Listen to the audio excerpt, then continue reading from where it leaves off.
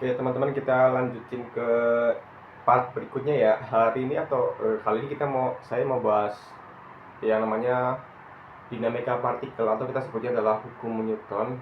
Orang-orang nyebutnya atau sering banyak siswa-siswi nyebutnya itu hukum Newton. Nah, sebenarnya namanya adalah nama materinya sebenarnya dinamika partikel. Nah, oke, langsung aja.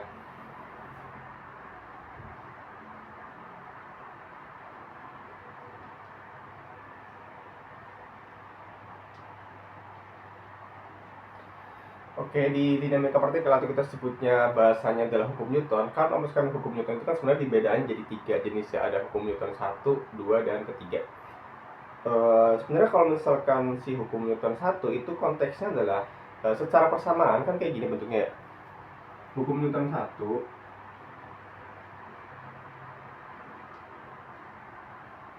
kan secara matematisnya atau hukum persamaannya sigma F sama dengan 0.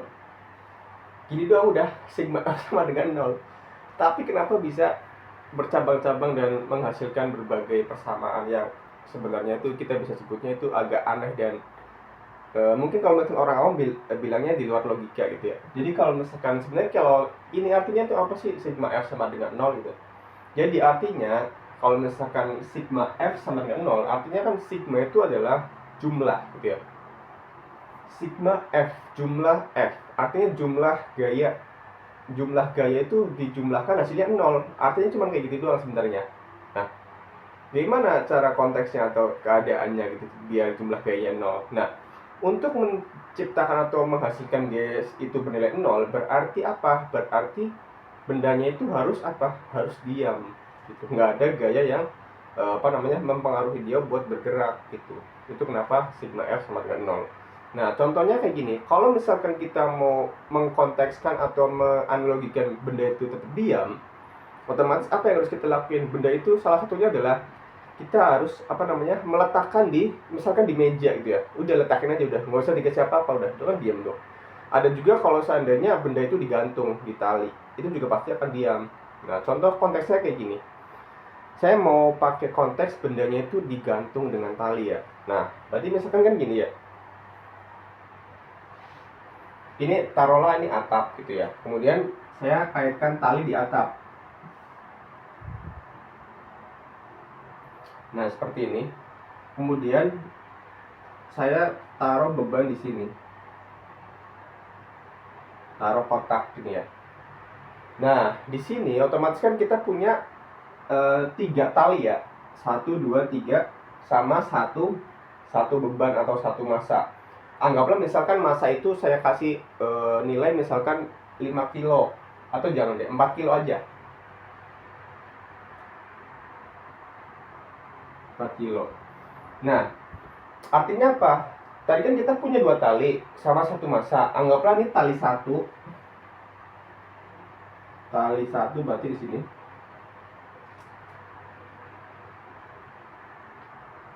Yang ini tali 2.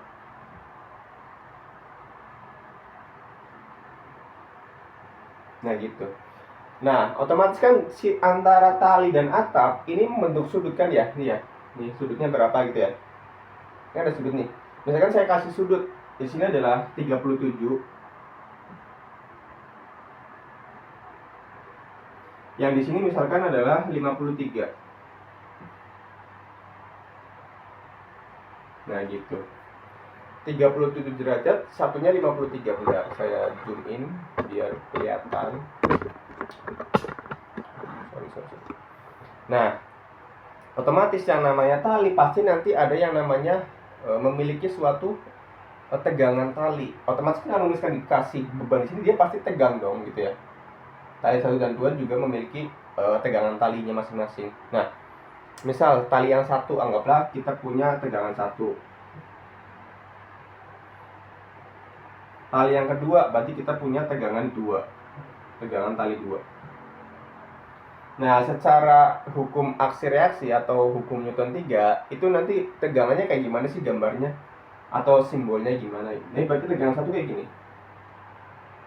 Dia kan panahnya akan saling, satunya ke bawah, satunya ke atas. Gitu ya. tegangan 2 juga kayak gini. Nah, akan saling seperti ini, tegang gitu ya. Saling satunya ke bawah, satunya ke atas gitu. Nah, oke.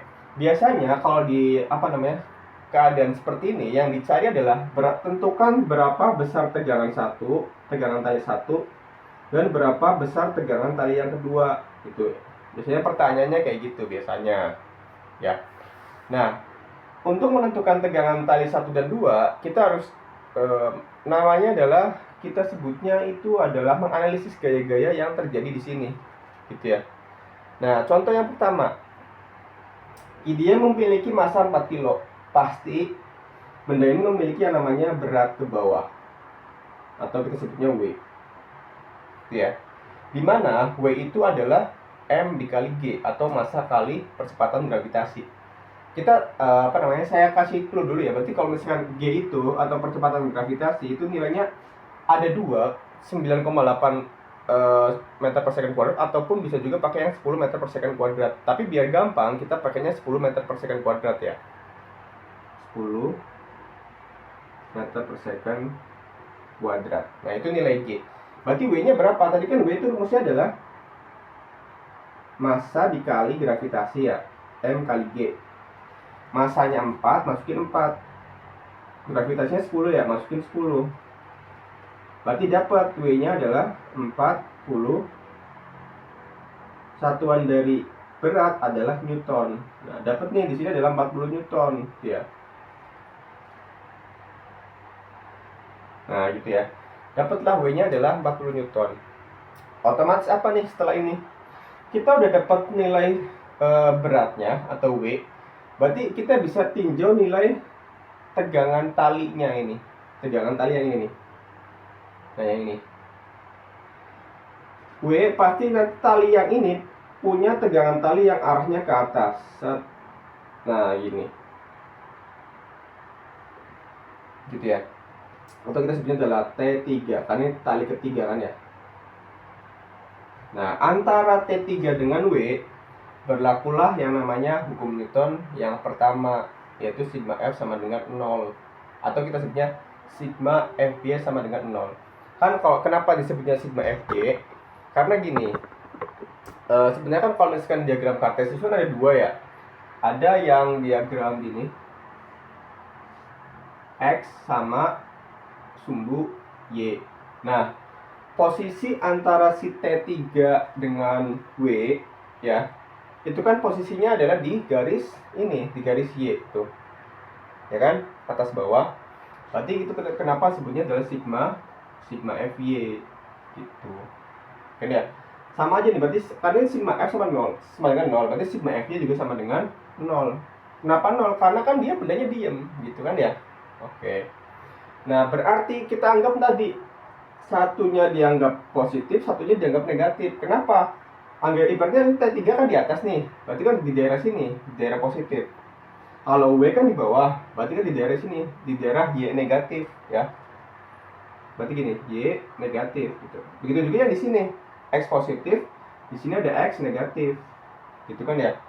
Nah, berarti sigma Fy, T3-nya kan di atas, udah T3 positif. W-nya kan di bawah ya, daerah bawah. Berarti W-nya jadi negatif W. Nah, sama dengan 0. Nah, gitu.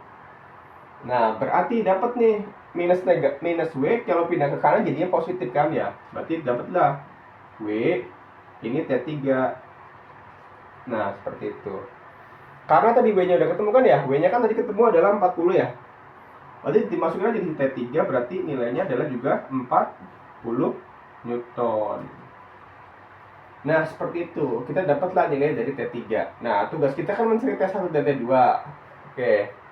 Untuk mencari T1 dan T2, kita harus yang namanya adalah kita sebutnya adalah memproyeksikannya. Gimana caranya memproyeksikan gitu ya? Oke. Kita punya tali gini ya.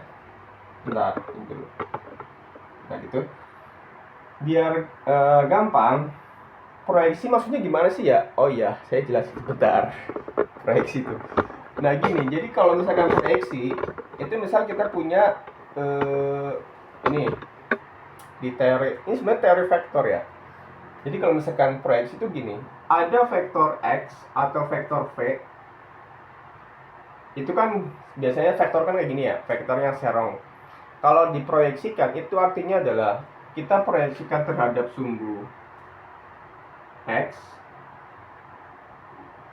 gitu ya, atau kita sebutnya adalah Vx, sama kita proyeksikan terhadap sumbu y, atau kita sebutnya adalah Vy. Nah, persamaan umum dari Vx itu adalah Vx V dikali cos sudut gitu ya. Taruhlah misal sudutnya di sini. Nah, atau nggak apa-apa, sudutnya selalu di selalu di sejajar sumbu x biar nanti patokannya gampang itu. Kalau misalkan dekat dengan sudut kan dikali cos gitu. Kalau misalkan Vy itu berarti lawannya, yaitu V dikali sinus theta. Nah gitu ya. Nah jadi yang ini juga sama tuh, yang ini.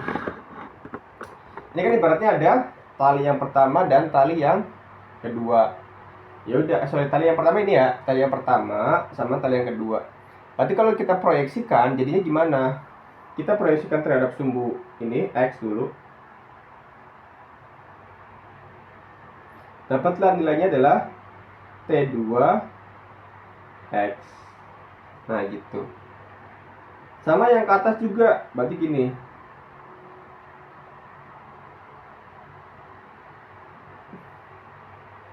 Nah, berarti di sini adalah T2y, atau saya tulis di sini aja ya. Ini adalah T2y. Ini yang T2, yang T1 juga sama nih, proyeksikan juga. Dapatlah T1x gitu ya. Nah, yang T1y juga sama nih, atas juga, atas. Nah, berarti dapatlah di sini T1y. Nah, gitu. Ini harusnya gambarnya lebih gede sih ya, tapi nggak apa-apa lah.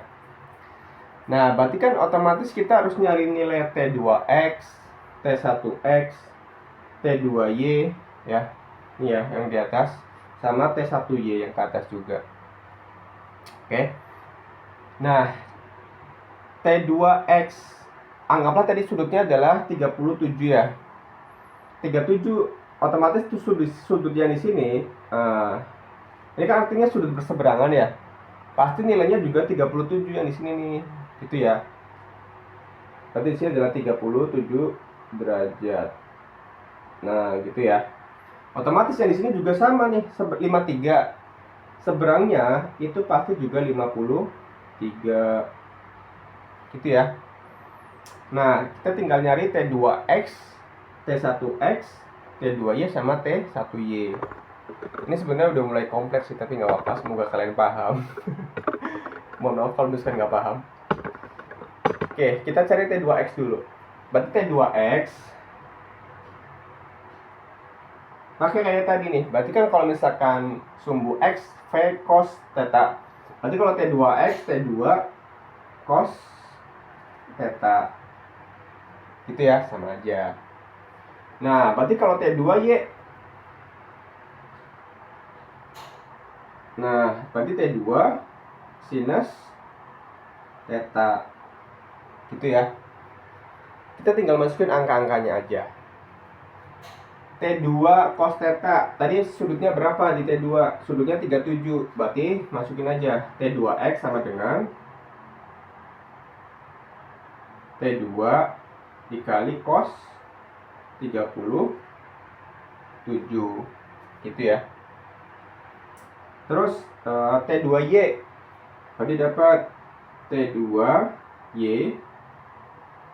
T2 dikali sinus 37. Nah gitu. Saya mau kasih itu, sebenarnya kalau misalkan cos sinus itu kan bisa dicari pakai kalkulator ya. Tapi biar gampang mau saya tulis dulu di atas. Bentar. Di mana ya? Di sini aja deh, di sini nih. Nilai dari sin 37 itu adalah 0,6 atau 3/5. Kalau nilai dari sin 53 adalah 0,4 atau 4/5. Kalau nilai cos 37 itu adalah 4/5. Kalau sin cos 53 adalah 3/5. Oke, nanti gampang. Oke ya. Sin 37 3/5, sin 53 4/5, cos 37 4/5, cos 53 3/5, gitu ya. Nah, masuk ke sini tadi yang lanjutin yang di sini. Berarti dapat nih T2x-nya ya. Berarti T2x sama dengan, nah, T2 cos 37 kan ya. Cos 37 tadi berapa? Aduh, tutup lagi. Cos 37 adalah 4/5, jadi masukin aja T2 4/5. Nah, gitu ya. Terus yang T2Y, berarti T2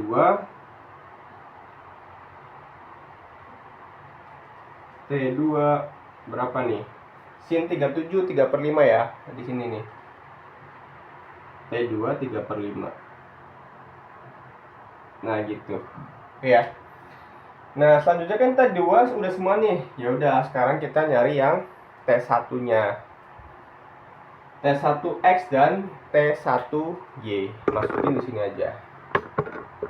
Aduh, kayaknya papanya penuh. Gini deh. Berarti T1X adalah T1 cos theta. T1Y, aduh, bentar dulu. Ya, salah lagi. Sini aja di bawah.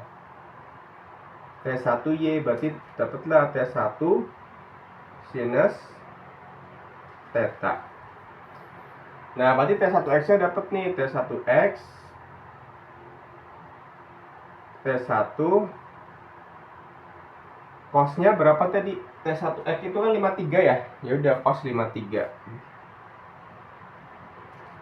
Cos 53. Yang di sini ya tadi ya, yang digambarin nih, sorry. Nah, tuh. Ini kan 53 nih. Ya udah, berarti kan sudutnya 53. Nah, lanjut. Berarti dapat selanjutnya itu T1Y T1 sin 53. Nah, tinggal masukin ke angkanya. Berarti dapat T1X sama dengan T1 cos 53 berapa? Cos 53 itu adalah ini ya, 3/5. Nah, 3/5. T1Y berapa? Berarti T1 sin dari 53. Sin 53 adalah 4/5. 4/5. Nah, gitu. Itu ya. Nah, itu adalah udah ketemu semua nih, T1X, T1Y, T2X sama T2Y. Nah, setelah ini kita mencari istilahnya adalah sigma-sigmanya. Ini udah mulai agak ini sih, apa namanya, agak banyak, tapi nggak apa-apa, kita coba cari dulu aja. Soalnya space-nya juga udah mulai kosong dan ada yang bisa dihapus nggak ya? Oke, mungkin di sini aja deh ya, kita nyari sigmanya gitu.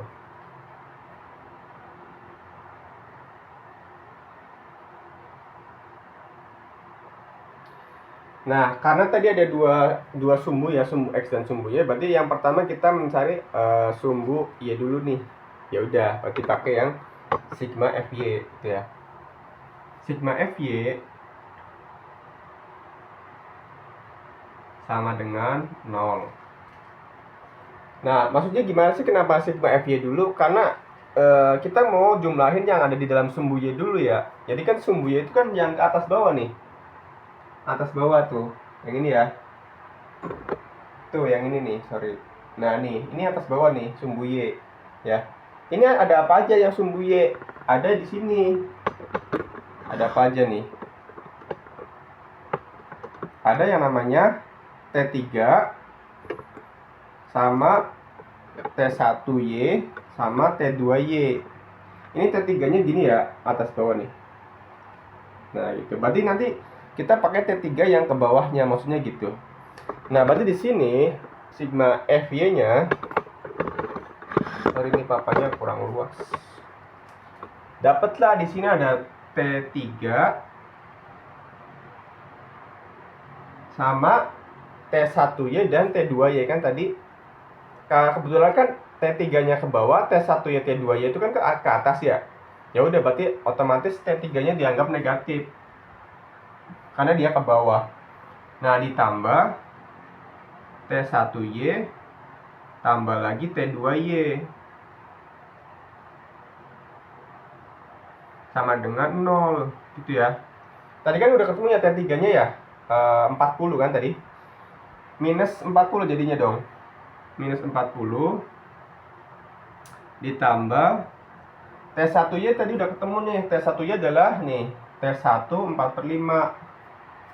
Berarti tulis nih T1 4/5. T2Y berapa? Ini ya. Sorry tadi mana? Nih. T2Y adalah T2 3/5. Masukin berarti tambah T2 3/5. Gitu ya. Oke, karena ini minus 40 kita pindah ruas. Ini sama dengan 0 ya, sorry, sama dengan 0. Kita minus pindah ruasnya jadi ke kanan ya. Berarti dapatlah T1, atau mungkin saya lanjut di sini aja ya. Dapatlah T1 4/5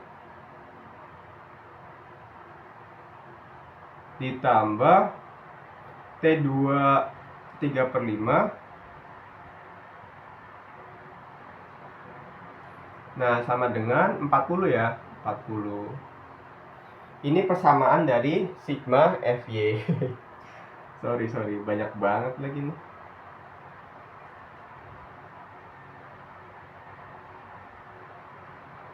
Nah, ini aja ya.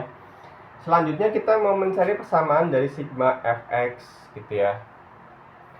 Sigma fx itu gimana maksudnya? Ya udah, berarti kita jumlahin yang ada di sumbu X. Ada di sumbu X itu ada apa aja? Lihat lagi di sini. Sumbu X itu cuman ada T1X sama T2X gitu kan ya. T2X ke kanan, T1X ke kiri. sorry. Berarti dapatlah di sini kita bisa langsung pakai yang sigma fx gitu ya. Taruh di sini misalnya ya. Sigma fx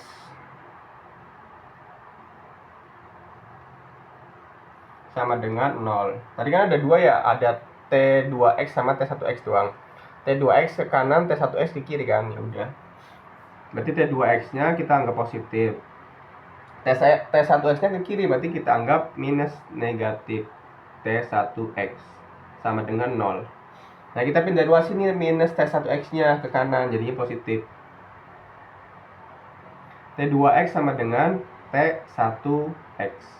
Gitu ya. Nah, masukin ini angkanya sekarang. T2X tadi dapat di sini itu adalah mana tadi ini ya? T2X dapat T2 4/5. Masukin T2 4/5.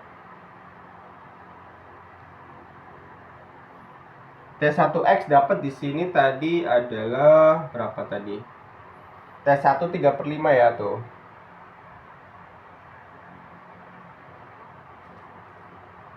Nah, gitu ya. Tapi kita mau nyarinya adalah T1 dan T2-nya nilainya gitu ya. Berarti gimana caranya? Caranya itu adalah kita substitusikan nilai salah satu T. Misal saya mau mensubstitusikan nilai T2 aja gitu ya. Berarti gimana caranya? Ya udah, kita kalikan si 5 ini dengan 3 yang di sini. Kemudian kalikan 4 ini dengan 5 yang di sini. Nah, hasil perkaliannya kayak gimana? Berarti tinggal nanti T2.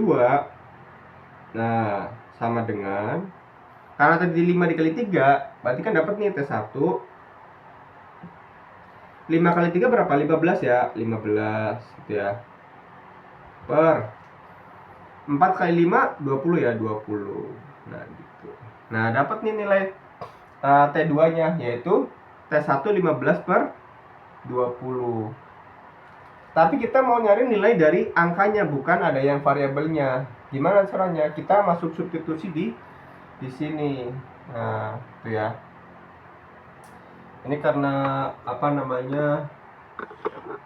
Space-nya udah mau habis, saya hapus dulu bentar ya. Oke, udah saya hapus bagian. Jadi kita lanjut tadi ya.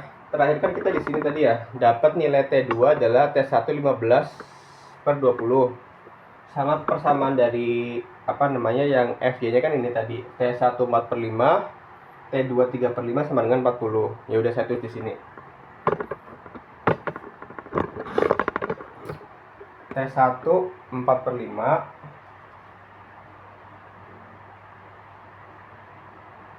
tambah T2 3 per 5 sama dengan 40 ya, 40. Sama tadi yang ini adalah T2 T1 15 per 20. T2 sama dengan T1 15 per 20 ya. Nah, kita bermain substitusi di sini maksudnya. Substitusi itu penggantian ya. Aduh, sorry. Buka saya agak susah sekali belum mandi. Nah, T2-nya kan tadi ini ya. T1 15 per 20. Masukin di sini di substitusi T2. Nah, di sini nih. Ya. Berarti kan T2 ini nanti diganti dengan nilai ini. Nah, maksudnya kayak gitu ya. Nah, berarti dapat nih T1 4 per 5 ditambah, nah T2 nya kita ubah jadi yang ini T1 15 per 20. Berarti T1 15 per 20,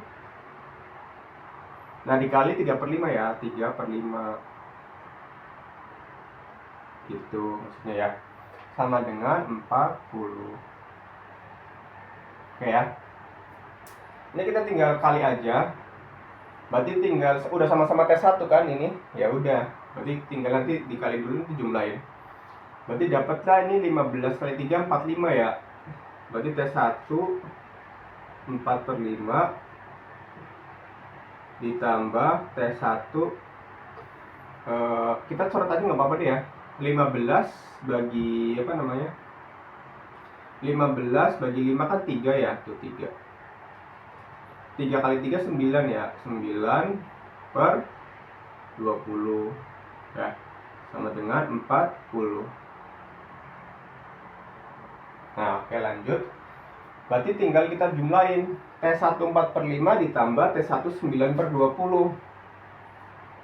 Kita samain penyebutnya ya. Ini kan dikali dengan 4 ya. Ini dikali 4, ini dikali 4 kan. Dapatlah nanti 4 kali 4 16 ya. T1 16, 5 kali 4 20. 20 tambah T1 9 per 20 sama dengan 40. Ini juga ternyata kurang cukup ya. 16 tambah 9 25 ya. Berarti dapatlah T1 25 per, ini kan penyebutnya udah sama ya, udah masukin 20 sama dengan 40. Nah, dapat nih T1-nya. Berarti 20 dikali 40 dibagi 25 gitu ya. T1 dapat 20 kali 40 bagi 25. Berarti dapatlah nilai T1-nya. Berapa nih dapat nilainya? T1 dapat nih 40 kali 20 itu adalah 800. 800 dibagi 25. 100 bagi 25 aja 4. 4 kali 8 32 ya. Berarti dapat nih. Benar nggak? 4 kali 8 32 benar. Berarti 32 Newton. Nah, dapat nih T1-nya adalah 32 Newton. Itu ya. Itu yang T1. Yang T2 berarti tinggal substitusi aja. T2-nya berarti tinggal pakai substitusi yang ini juga bisa, yang ini juga bisa. Misalkan kita pakai substitusi yang ini ya, yang di atas. T1-nya kan udah dapat nih tadi ya, 32 ya. Tuh. Berarti substitusi di sini 32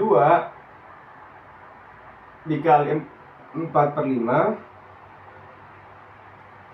ditambah T2, atau langsung substitusi aja deh.